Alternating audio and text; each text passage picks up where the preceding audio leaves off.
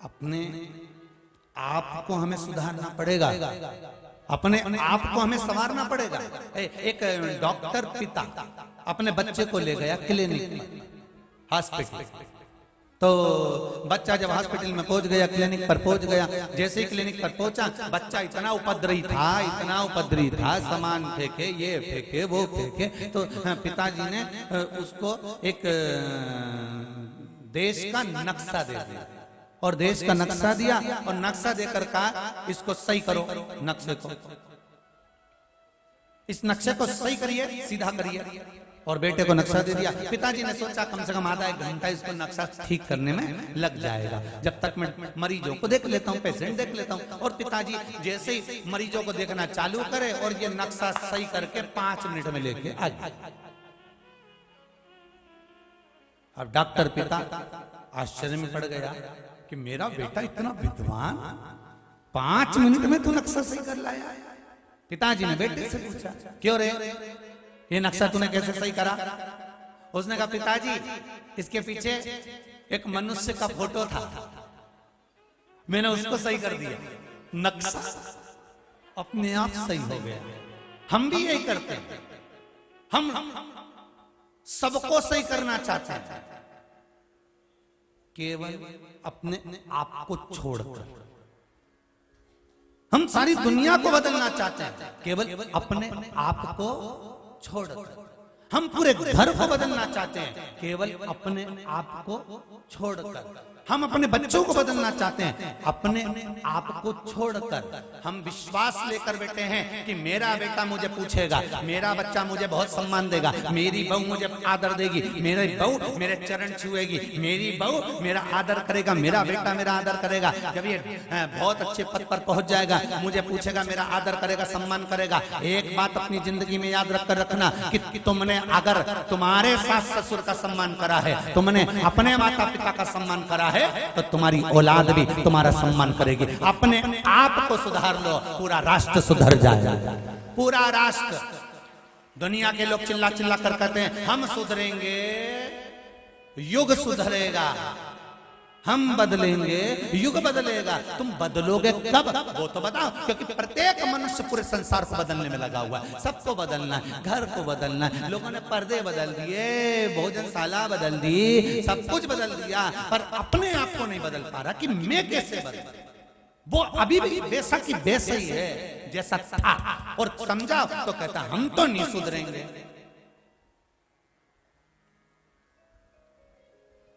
और सबको सुधारना, अपने आप को नहीं सुधारना।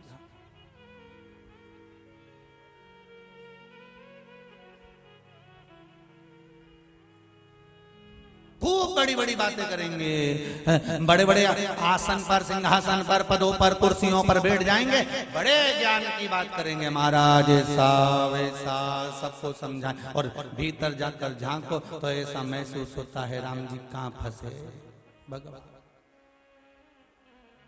हम सारे संसार को सुधार,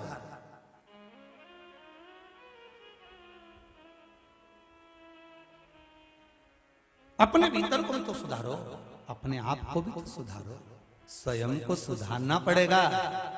पहले की कथाओं में कहा है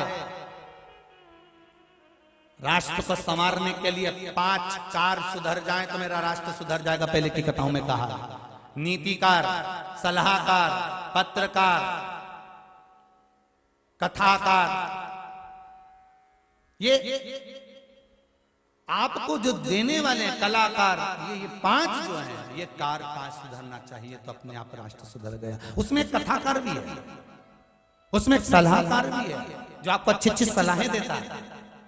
ये सलाह देने वाले भी आपको सुधार देना, वो खुद भी सुधर जाए ना जो तुमको सलाह देता है, खूब जोरदार जोरदार देता है, वो खुद भी तो सुधरे।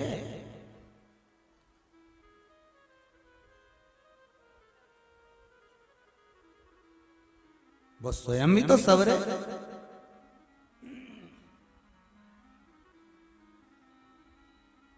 नाम रख दिया ब्यूटी पार्लर।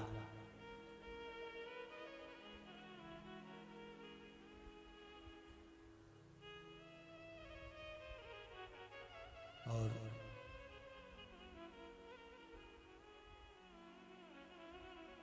हमारे यहाँ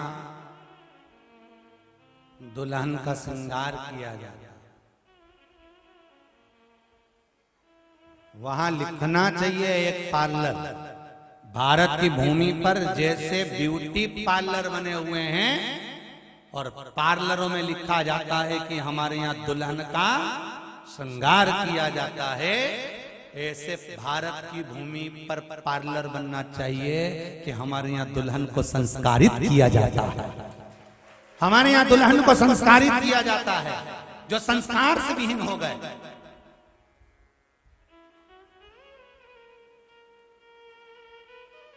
कुपोषण केवल आहार का नहीं, संस्कारों का भी है।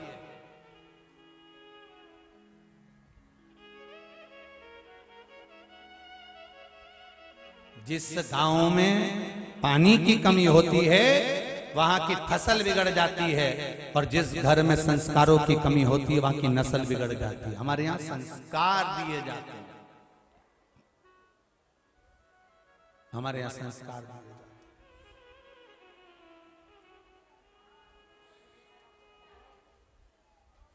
हमारे यहाँ संस्कार दिए जाते हैं। आप महाराज शिव पुराण कह रही है, भगवान शंकर की पावन कथा कर रही है, भगवान की अविरल भक्ति की कथा कर रही है, शिव तत्व की कथा कर रही है, शंकर भगवान की आनंदमय लीलामय कथा कर रही है कि हम क्या प्रदान कर रहे हैं, अपने आप को हमें संवारना है, अपने आप। और एक काम पूरे भारत की भूमि पर जितने लोग शिव महापुराण की कथा सुन रहे हैं, मैं आप सबको और आपके पावन चरणों को नमन करता हूं और धन्यवाद देता हूं आप सबको। एक कारण कि जैसे गांव गांव में ब्यूटी पार्लर खुले जहां दुल्हन का श्रृंगार किया जाता है, आप लोगों ने टीवी के माध्यम से कथा सुनकर, मोबाइल के माध्यम से कथा सुनकर, आप लोगों ने आपके शंकर जी के जो मंदिर हैं, आसपास के क्षेत्र के जो शिवालय हैं, छोटे छोटे शिव मंदिर हैं, वहां पर जा जाकर पशुपति व्रत कर कर आसपास की महिलाओं को भी पशुपति व्रत में लगा दिया। मतलब आपने भी ब्यूटी पार्लर खोला, आपने भी खोला। संस्कार दिए जाते हैं, या ये संस्कार आपने दिया।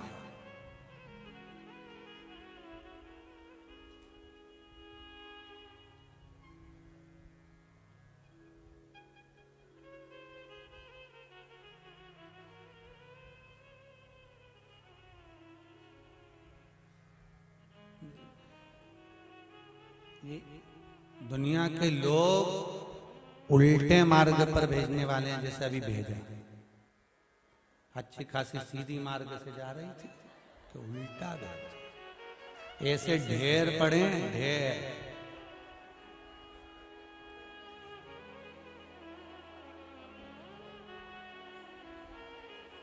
अब वो इतने से में 4-5 को तकलीफ होती है, बेचारी चुपचाप से निकल जाती। पर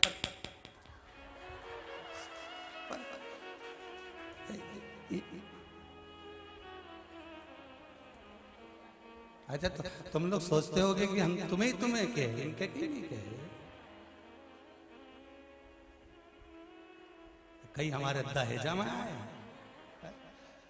बहुत बड़े से जो उल्टा रास्ता भेज देंगे। अभी माँ से चलिए,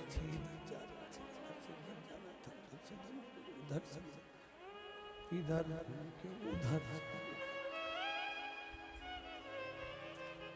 सारे तीर्थ धाम आपके चरणों में, हे कार्यकर्ता प्रणाम आपके चरणों में।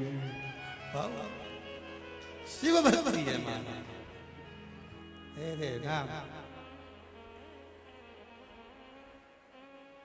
भगवान की अविरल भक्ति, शिव तत्व, शंकर का अनुमोदन, शिव महापुराण की कथा कर रही है। मन चित्त वृत्ति शिव में लगा। देखा भगवान शंकर ने उस भक्ति का बल, महाराज बनाओ पार्लर, एक पार्लर भक्ति का भी होना चाहिए, संस्कार का।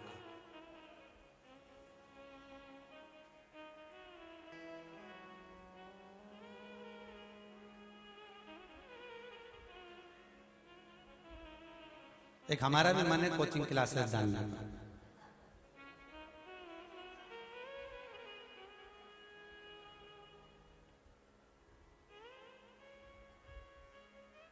पर स्कूल से तो फुर्सत मिले।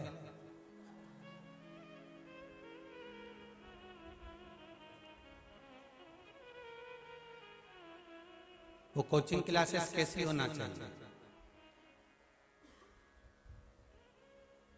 दूसरों को सुधारने के लिए नहीं, अपने आप को सुधारने के लिए। कि हो सकता है अपने भीतर भी कहीं कोई खार तत्व रह जाए तो उसको निकालना है, उस मंजिल तक पहुंचना है जिस पर मेरा शंकर एक बार मिले और उसकी कृपा दृष्टि पड़ जाए और वो कह दे आज तुझे गले लगा लो। उस मंजिल तक पहुंचने के लिए कोचिंग क्लास जाना जरूरी है, स्वयं के लिए, हमें दूसरे के लिए, अपने लिए। सबको सुधार। वो बच्चे ने केवल मनुष्य का पुतला सीधा करा और नक्शा जम के तो बोलो सीधा हो गया, वो देश का नक्शा सीधा हो गया। हम अपने आप को सुधार लिए तो नक्शा सब सीधा है। नक्शा कभी टेढ़ा नहीं है, हम टेढ़े हैं ना तो हमको टेढ़ा नजर आ रहा है। हम अपने आप को जिस दिन सुधार लेंगे सब सुधर गया। हम स्वतः को सुधारने का प्रयास करें तो हम तो रोज बच्चों से कहते हैं कि पाँव पढ़ो, पाँव पढ़ो, पाँव पढ़ो, पर बच्चे को चाहिए क्या? एक माता पिता ने अपने बच्चे से कहा सुन शाम को गुरुजी आएंगे प्रणाम करना, आओ आन दो। शाम को गुरुजी आए, माता पिता ने कहा चल प्रणाम कर, बच्चे ने नहीं करा। पिताजी ने कहा अपने गुरुजी हैं प्रणाम कर, नहीं करूं।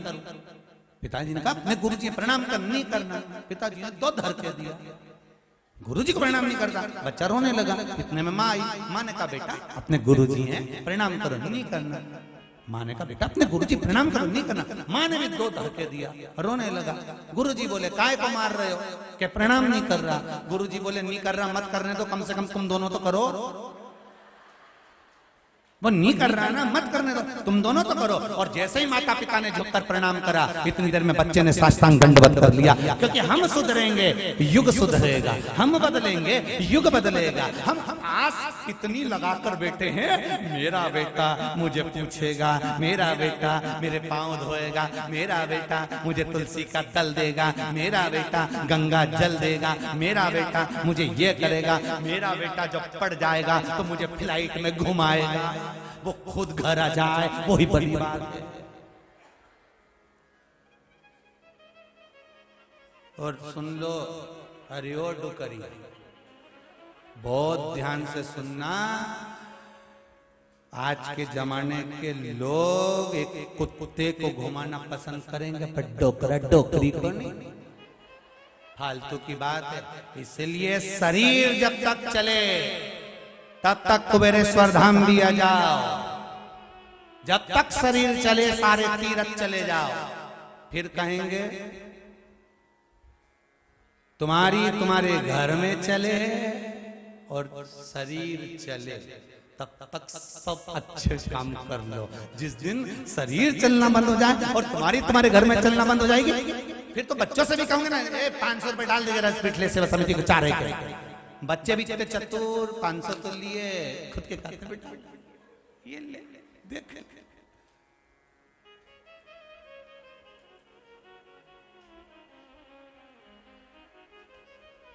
शरीर चले और तुम्हारे घर में चले। जब तक सारे अच्छे काम करो, सब अच्छे काम,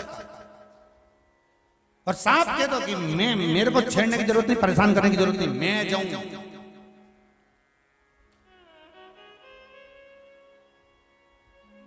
बहू भी घूमने जाए, छोरा भी जाए, छोरी भी जाए, बस डोकरा डोकरी घरे रह जाए। मम्मी तुम सब संभाल लेती हो, मम्मी तुम सब संभाल लेती हो। मम्मी नहीं रह गई, चौकीदार रह गई।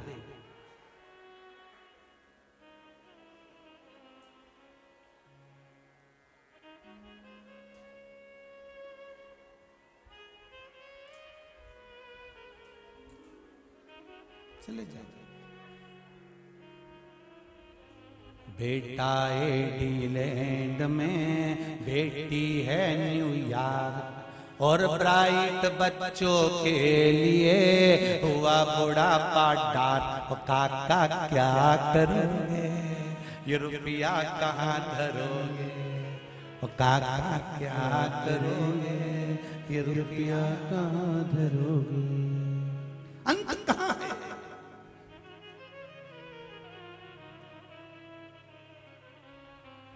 अपने आप को हमें संभालना है। हमारे बच्चों को वो संस्कार दीजिए, वो संस्कार।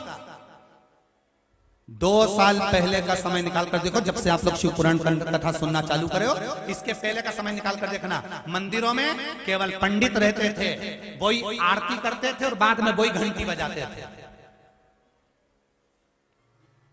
और 2 साल बाद जब से शिव महापुराण की कथा चालू हुई है, एक एक मंदिर में शंकर जी के जाकर देखना, शाम को घंटी बजाने वाले भी हैं तो प्रसाद लेकर सामने खड़े भी हैं। लोग मंदिरों में मेला लगा हुआ है, मंदिरों का आनंद छाया हुआ है। और प्रत्येक शिव मंदिर में जो लोग जल चढ़ाने जाते हैं, पूजन करने जाते हैं, वो सफाई भी कर कर आता है। अब जरूरत नहीं पड़ती मंदिरों में साफ करने वालों की, वो खुद करके आते हैं स्वयं। और आप में से भी कई लोग बैठे होंगे जो शिव मंदिर में जाकर सफाई करते होंगे, खुद जाकर सफाई करते हैं। और कई लोगों को लगता है कि मंदिर गंदा कर रहे हैं चावल चढ़ाने से, मूंग चढ़ाने से, फूल चढ़ाने से। अरे मंदिर गंदा नहीं है, मन गंदा है तुम्हारा, इसलिए तुम्हें गंदगी नजर आ रही है। शिव महापुराण ने तो एक एक को सिखाया है कि मंदिर जाना तो सफाई कर कर आना, मंदिर जाना तो दिया कहाँ लगाना, मंदिर जाना तो बेलपत्री कहाँ चढ़ाना, कहाँ पुष्प चढ़ाना, कैसे जल चढ़ाना, ये शिव पुराण ने सिखाया है। गंदगी तुम्हारे भीतर पड़ी है, इसलिए तुम्हें मंदिर गंदा नजर आ रहा है कि जो आते गंदगी करके जाते हैं। स्वयं भीतर गंदगी इतनी भर कर रखे हो तो गंदा ही दिखेगा। नहीं तो शिव महापुराण भारत की भूमि पर विदेश देश में जितने लोग सुन रहे हैं, वो मंदिर में जाते हैं तो सारा कचरा उठाकर, निर्माल्य उठाकर, साफ कर कर, धोकर फिर पूजन पाठ कर कर आते हैं। इनको कहते श्रोता।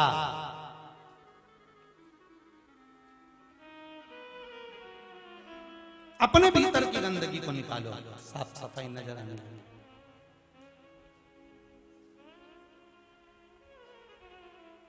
निर्मल मन सो मोही, मोही छल छिद्र कपट ना भाव। भीतर से शुद्ध हो गए, अंदर से। भगवान कभी नहीं देखता कि तुम्हारा चेहरा कैसा है। भगवान को क्या मतलब, कितनी जोरदार आई थी वो, सोच कर आई थी, विचार कर कर। और आते से राम जी के सामने कह रही थी, तुम सम पुरुष न मोसम नारी। कौन कह रही थी? कौन? मेघनाथ की बुआ। मेघनाथ की बुआ कितने अच्छे से कह रही थी, तुम सम पुरुष नमो सम नारी। लक्ष्मण जी ने जो देखा तो समझ गए, इनके जैसा पुरुष नहीं होगा, तेरी जैसी नारी भी दुनिया में दूसरी नहीं होगी जो अपने भाई का पूरा कुल डुबो के माने। ऐसी नारी संसार में दूसरी जन्म नहीं लेगी। एक नारी थी हिरण्यकशिपु की बहन प्रहलाद की बुआ, और एक नारी थी रावण की बहन मेघनाथ की बुआ। दोनों बुआ में जमीन आसमान का अंतर है। दोनों बुआ में जमीन आसमान का अंतर है। प्रहलाद की बुआ हिरण्यकशिपु कहता है, बहन तू चादर ओढ़ के बैठ जाना ब्रह्मा जी की, चारों तरफ से आग लगेगी, भतीजा जल जाएगा, तू बच जाएगी। बुआ ने प्रहलाद को गोदी में बिठाया, चादर ओढ़कर बैठ गई। चारों तरफ से जब अग्नि लग गई और चादर ओढ़ के जैसी बैठी थी, चारों तरफ से जब आग लगी तो बुआ को लगा मेरा छोटा सा भतीजा जल जाएगा। बुआ ने अपनी चादर उतारकर भतीजे पे डाल दी, खुद जल गई पर भतीजे को नहीं जलने दिया। वो थी बुआ, जिसका नाम आज भी लोग कहते हैं होली। अगर ये प्रहलाद को जला देती तो दुनिया में कोई होली मनाता है? जम के बोली है। इसको होली क्यों कहा? इसका तो नाम था ढूंढा। हिरण्यकशिपु की बहन का नाम क्या था? ढूंढा। तो होली कैसे बन गई? मरते मरते अच्छा काम करके भगवान की होली। भले राक्षस कुल में जन्मी थी, राक्षस की बहन थी, पर मरते मरते अच्छा काम कर कर परमात्मा की होली, इसलिए हमारे यहां मनाई होली। अब जैसे प्रहलाद की बुआ को पूछते हो आज भी होली पे, ऐसे वो रावण की बहन मेघनाथ की बुआ, वो की भी तो पूजन करो, करो पूजन उसकी। जय सूपनखा मैया, तूने मिटा दे ना जाने कितने भैया, वारी मेरी बहन सूपनखा मैया। गज सबके निकल